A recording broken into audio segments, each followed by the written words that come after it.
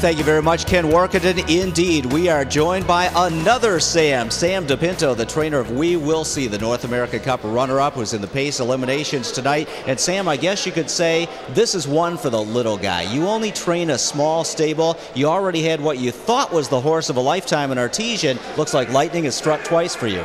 Yes, it is. Very excited about this.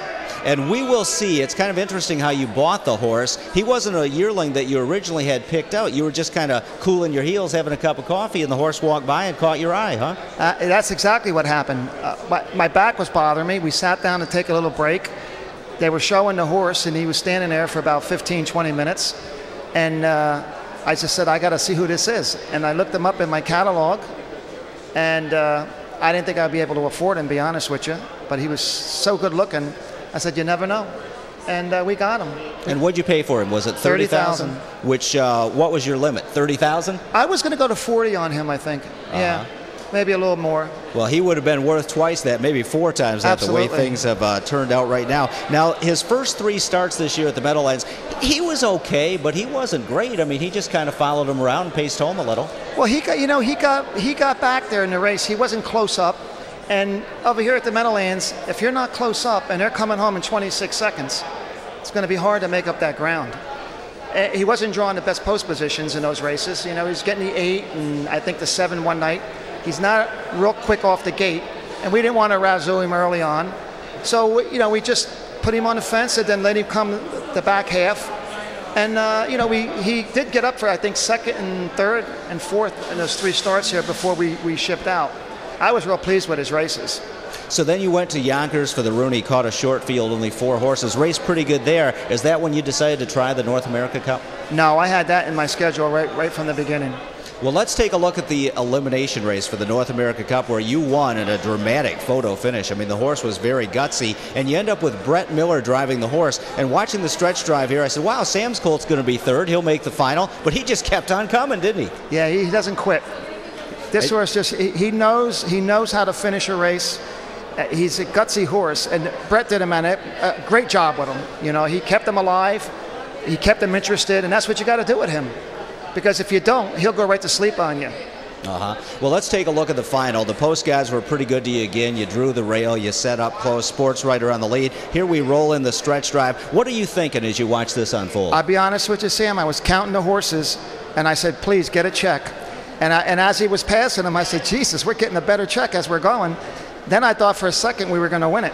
But you got to take your hat off to Sports Writer. He dug right in. He heard my horse coming. He dug right in, and he deserved the win. Now, you talk about your horse not being that aggressive, that you have to keep after him to keep him going. The restrictive whipping rules up in Ontario, you have to keep a line in each hand. You can't hit a horse one-handed. Did that affect you? If Brett Miller could have really got after him, do you think you might have been closer? He definitely would have been closer. Would he have beat him? I don't know, because, you know, that applied to him as well as it did to me. So, you know, it's what it is. So, you know. You just have to race in the framework with what the rules are. Exactly. Now, Brett Miller driving the horse. We know that Brett is a great driver in the Midwest, tore up Ohio for a while, has revived his career at the Meadows. How'd you end up with him driving We Will See? Brett's got to thank his wife for that one. Oh, really? Oh, yeah. She called me up and told me, I hear you're going to be in my hometown, which is Canada. She's from Canada. I don't know if she's from Toronto, but somewhere in that area. And I phoned her up and I said, what do you mean? Because they live at the Meadows. And I said, are you talking about Canada or the Meadows? And she said, Canada. And I said, oh, well, then we'll have to get together and have lunch, you know, touch base on how everything's going. They have a little baby girl. So when I hung the phone up, I started thinking, if I use a Meadowlands driver, which I probably could have got for the elimination, there's a good chance I'm not getting them for the final. Right. Because they always have a commitment. What am I going to do? And then the light went on, Brett Miller. He can drive with anybody. He's just as good as anybody, this guy. He's got a live pair of hands. He's got a great sense of where he's at in the race. And he knows how to get the job done. And I'm very happy with him. And as far as I'm concerned, he's my driver. Well, I'll tell you what, it's worked out pretty well to the tune of what, about $440,000 you made up there in those 2 weeks. Good for his wallet, too, with that 5%. Now, you're co-owner of We Will See. You went to high school with, I believe, that was Earl Smith, and he's got a lot of sports connections, too, doesn't he? Yes, he does. I mean, he's got some talent in his family. J.R. Smith's playing for the Denver Nuggets. That's his son. He's got another son who is going to play for Louisville this year. And he has another son, Demetrius, who is a senior.